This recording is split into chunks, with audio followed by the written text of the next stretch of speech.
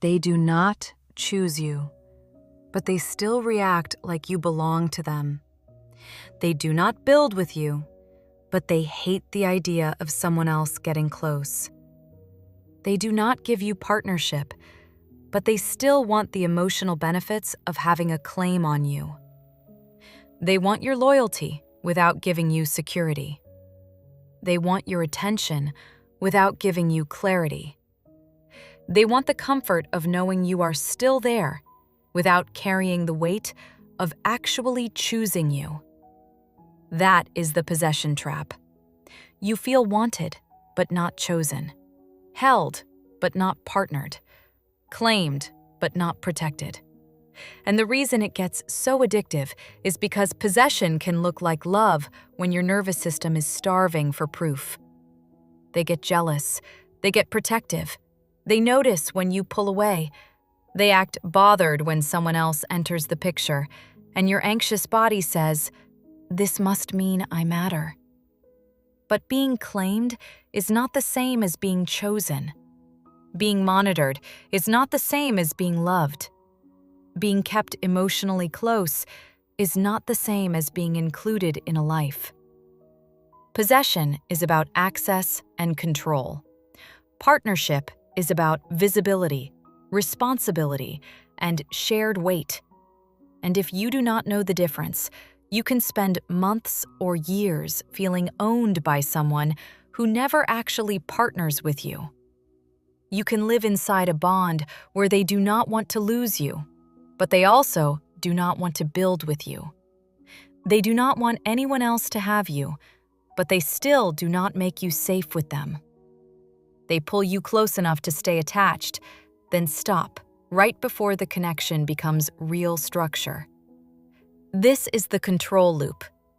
Access without integration. Claim without commitment. Intensity without partnership. And it hurts, because part of you knows you are not free. But another part of you knows you are not chosen either. If this kind of clarity helps your nervous system settle, subscribe. PsychBond is a daily decoder for psychology, relationships, and avoidant and anxious attachment patterns, so you stop guessing. The first part of this loop is the anchor. The anchor is access. This is how someone keeps you close enough to feel like they have you without having to reorganize their life around you. It can happen through small hits of intimacy, a soft message after distance, a jealous reaction when you seem less available, a late-night conversation that feels deeper than the actual relationship, a look, a touch, a memory, a private moment, a sudden return, a sentence that makes you feel like there is still something there. The anchor does not always look controlling on the surface. Sometimes it looks tender. Sometimes it looks emotional. Sometimes it looks like, "I miss you. I think about you. I do not like the idea of you with someone else. I still care. You are important to me." And those things may even be true. But the question is not whether the anchor feels real. The question is what the anchor is doing. Is it moving the relationship toward partnership, or is it keeping you emotionally available while the structure stays the same? Access is for them. Integration is for you. They keep access to soothe their loneliness, but they avoid integration to soothe their fear. That is the difference. An anchor can feel like connection, but function like control. It keeps you from fully leaving. It keeps you from fully opening to someone else. It keeps you emotionally oriented toward a person who still has not chosen a real place for you. This is why the anxious nervous system gets trapped, because the anchor gives just enough relief to interrupt detachment. You start to feel yourself pulling away, then they reach. You start to accept that maybe this is not going anywhere, then they get warm. You start to imagine a life without them, then they act like losing you would hurt them. And suddenly, your body reattaches to possibility. The loop resets, not because partnership appeared, but because access was restored. That is the first brutal truth. Possession does not always announce itself as control. Sometimes it arrives as just enough emotional access to keep you from leaving. The second part of the loop is the invisible boundary. This is where the difference between being claimed and being partnered becomes obvious. As long as the connection stays private, emotional, undefined, or compartmentalized, there may be warmth. They may tell you their deepest trauma at 2 a.m., but still not give your name a real place in their life at 2 p.m. There may be chemistry. There may be intensity. There may be long conversations and moments that feel almost undeniable. But the moment you ask for integration, the wall goes up. Integration means the connection starts having a place in real life. It means clarity. It means consistency. It means shared plans. It means being considered. It means repair after rupture. It means not being hidden in a corner of their emotional world. It means their feelings start changing their behavior. Partnership is not just, I feel something for you. Partnership is, I am willing to carry some of the weight of what this bond creates. And for an avoidant nervous system, that is often where threat enters. Possession can feel safer because it does not require full exposure. They can keep you close, but still separate. They can want your attention, but still avoid shared responsibility. They can enjoy your loyalty, but still resist a label. They can feel special to you, but still protect their independence from the reality of an us. Partnership asks more. Partnership asks them to let the relationship affect their choices. Partnership asks them to be visible, accountable, and emotionally present when it is inconvenient. Partnership asks them to tolerate someone mattering in a way that cannot be easily compartmentalized. That can feel like pressure to the avoidant system, even when it is actually normal relational responsibility. So the invisible boundary forms. You are allowed close emotionally, but not structurally. You are allowed into their tenderness, but not into their life. You are allowed to soothe them, understand them, wait for them, miss them, and hold space for them. But you are not allowed to ask for the kind of partnership that would make your nervous system safe. This is why the bond can feel so confusing. There is closeness, but no container. There is possession, but no partnership. There is emotional claim, but no shared weight. And the anxious person starts thinking, if they feel this much, why can they not choose? If they react this strongly, why can they not build? If they do not want to lose me, why do I still feel alone? The answer is painful. Because wanting access is not the same as having capacity for partnership. The third part of the loop is the threat response. This is when your normal need for partnership gets treated like pressure, control, or demand. You ask where this is going. They feel trapped. You ask for consistency. They feel criticized. You ask for clarity. They feel cornered. You ask to be included. They feel like they are losing freedom. You ask for repair. They feel blamed. And suddenly, the conversation is no longer about the missing partnership. It becomes about your tone, your timing, your anxiety, your expectations, your neediness, your pressure. This is one of the most painful parts of the possession trap. The person can act possessive when they fear losing you, but experience your need for security as possession when you ask them to show up. They can want access to you, but call it control when you ask for reciprocal responsibility. They can expect loyalty, but treat clarity like a threat. They can be uncomfortable with someone else getting close to you, but become overwhelmed when you ask if they are actually choosing you. That reversal can make you doubt yourself. You start wondering, am I asking too much? Am I controlling? Am I pushing them away? Am I ruining it by needing a real answer? And this is where anxious attachment begins to shrink. You start lowering the request so they do not run. You start translating partnership into smaller and smaller asks. Maybe I should not ask for a label. Maybe I should not ask about the future. Maybe I should not ask why they disappeared. Maybe I should just appreciate what they can give.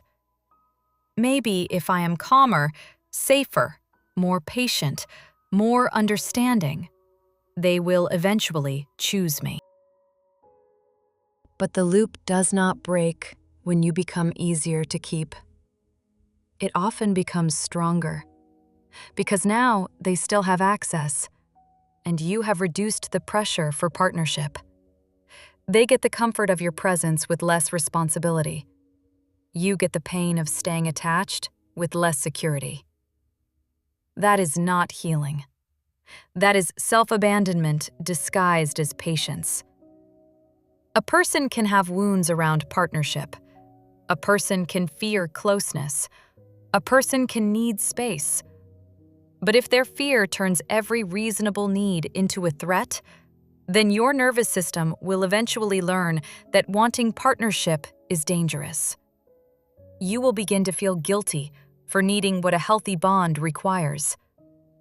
That is how possession without partnership trains you to accept less while still feeling emotionally claimed. The fourth part of the loop is the anxious survival strategy. The anxious partner starts accepting being claimed as a substitute for being chosen.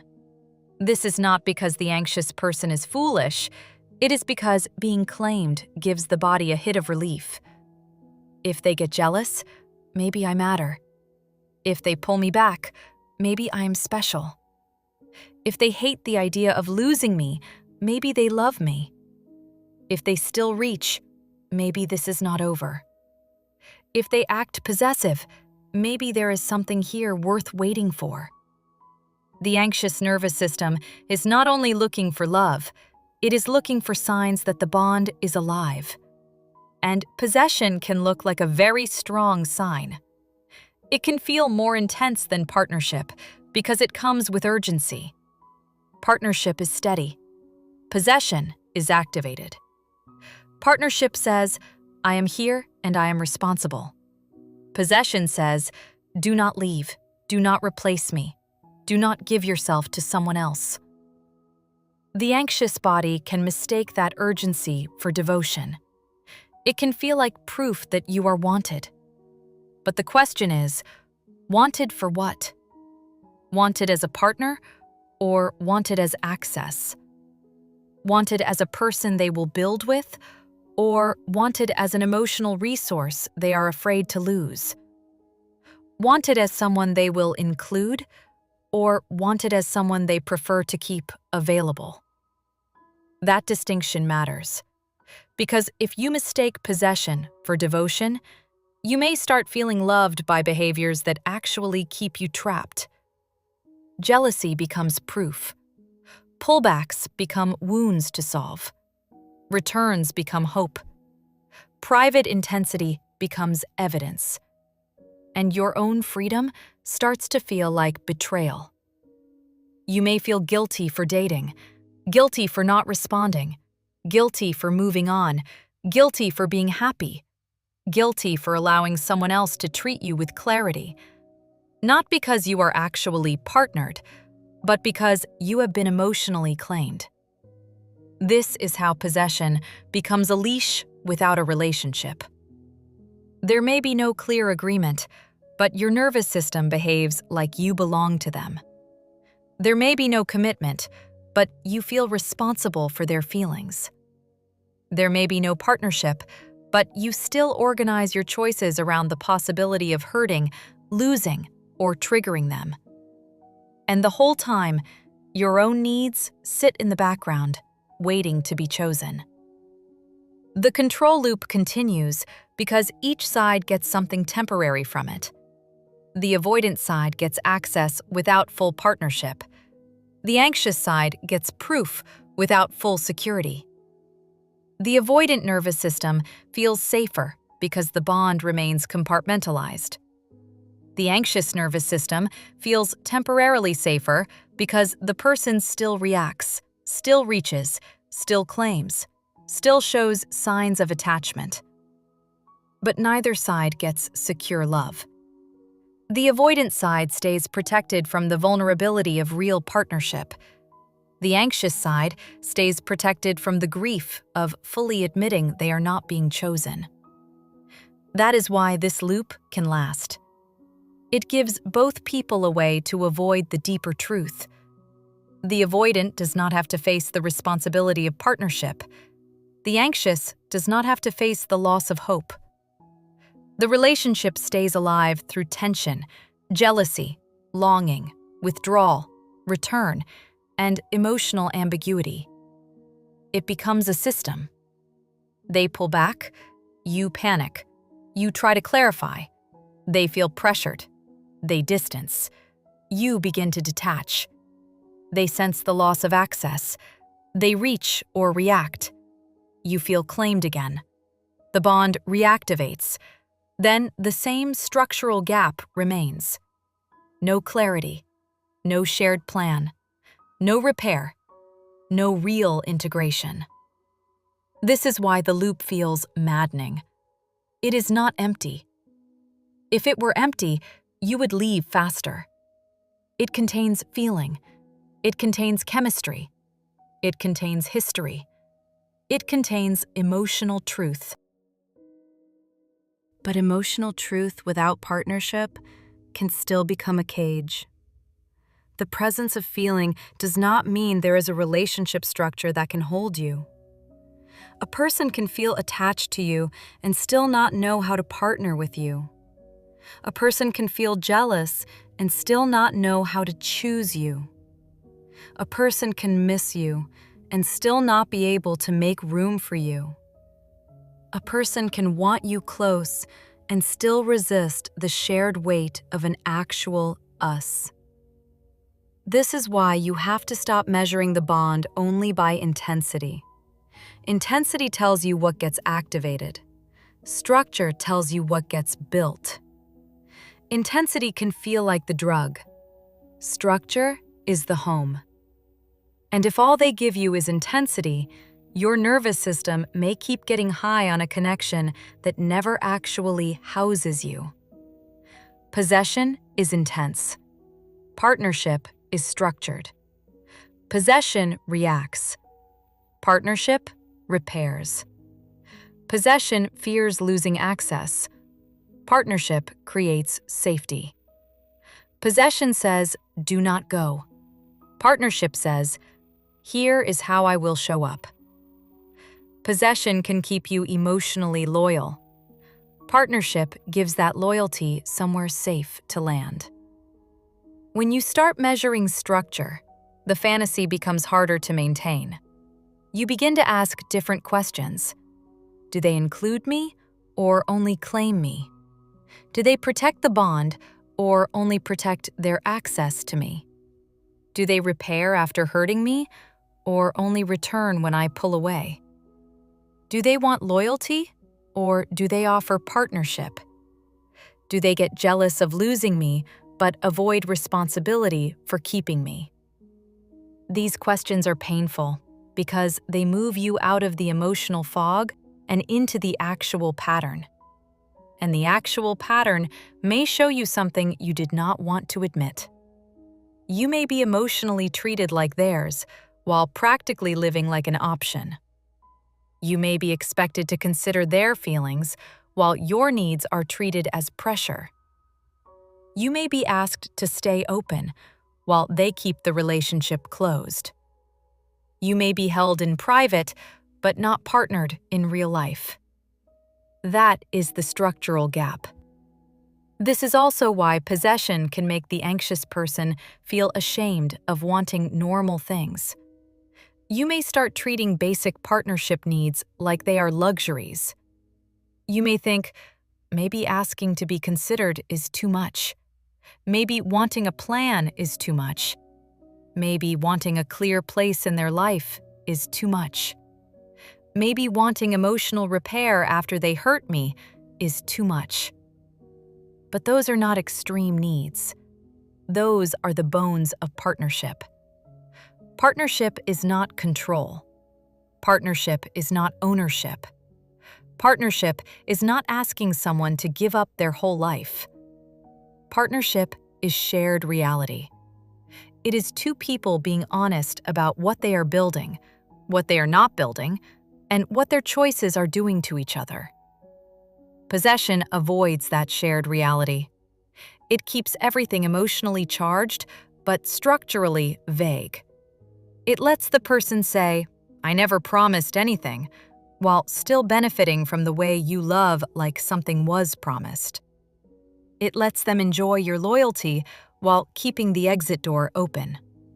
It lets them react when you become less available, but disappear when you ask for a mutual plan. That is why this pattern feels so unfair. You are not only grieving the lack of partnership, you are grieving the fact that they keep acting like there is something to lose, while refusing to build something solid enough to hold. And if you are anxious, that contradiction can make you work harder instead of step back.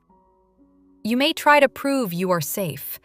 You may try to prove you are not like the people who trapped them before. You may try to prove your love will not take their freedom. But you cannot heal someone into partnership by accepting possession. You cannot make someone choose shared weight by carrying all of it alone. You cannot create an us by acting like the whole relationship is your responsibility.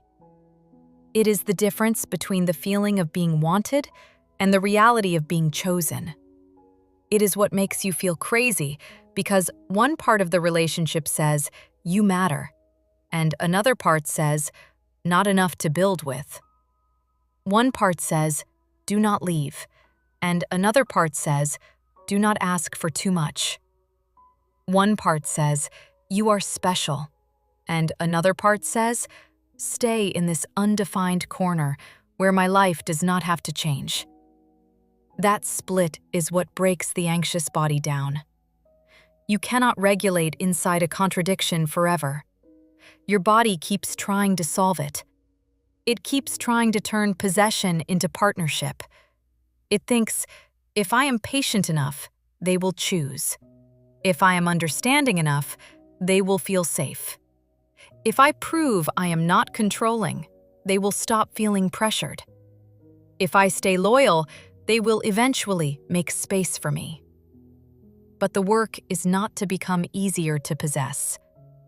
The work is to require partnership. And requiring partnership does not mean forcing someone.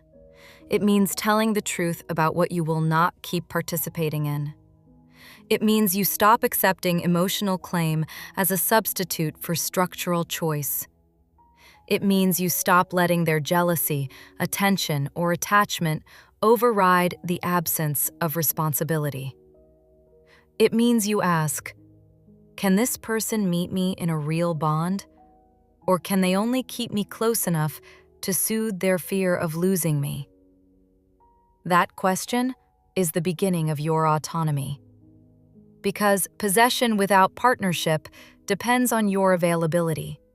It depends on you continuing to treat the claim as meaningful enough to stay.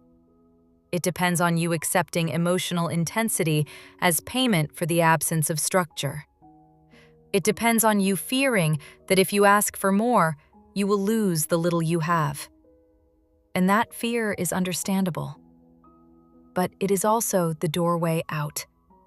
Because the moment you stop being satisfied with being claimed, the loop has to reveal itself. Either they move toward partnership, or they reveal that access was the real goal. Either they accept shared responsibility, or they show you that your loyalty was useful mainly because it did not require them to change. Either they step into an actual relational structure, or they keep asking for the benefits of one without the weight of one. And if they cannot partner, you do not need to keep negotiating with their possessiveness. You do not need to keep proving that you are loyal enough to deserve clarity. You do not need to keep shrinking your needs to make their avoidance feel safe. You do not need to keep acting taken by someone who will not take responsibility for the bond. The break in the loop is not getting them to want you more. They may already want you. That is not the deepest question. The break is asking whether wanting you becomes partnership. Does their desire become consistency? Does their jealousy become clarity? Does their attachment become responsibility? Does their fear of losing you become a real choice? Does their claim become shared weight? If not, then you are not in partnership. You are in possession. And possession will always ask you to trade freedom for the feeling of being wanted. It will always make you feel special and trapped at the same time. It will always keep you close enough to hope, but far enough to hurt. That is why the exit has to be internal before it is external. Internally, you stop calling the claim love. You stop calling the leash devotion. You stop calling the return repair. You stop calling jealousy commitment. You stop calling private intensity partnership. You start naming things accurately. This is access. This is not integration. This is attachment. This is not responsibility. This is desire. This is not structure. This is fear of losing me. This is not choosing me. That accuracy is what gives your nervous system a way out of the fog. Because anxious attachment does not only need comfort, it needs clarity. It needs to know that the body is not crazy for feeling trapped between wanted and unwanted. It needs to understand that being claimed can activate hope without creating safety. It needs to see that someone can hold on to you emotionally while still failing to partner with you relationally. And once you see that, the question changes. You stop asking, "Do they want me?" You start asking, "Can they partner with me?" You stop asking, "Do they get jealous?" You start asking, "Do they offer clarity?" You stop asking, "Do they miss me?" You start asking, "Do they build with me?" You stop asking, "Am I special?" You start asking, "Am I safe here?" That is the shift. The final truth is this. If someone claims you but will not choose you, the pain is not in your head. Your body is reacting to a real contradiction. You are being pulled close and held at a distance at the same time. You are being asked, directly or indirectly, to remain emotionally available without receiving the safety of partnership. And that contradiction can make anyone feel unstable. But you do not have to keep living inside it. You are allowed to want more than possession. You are allowed to want partnership.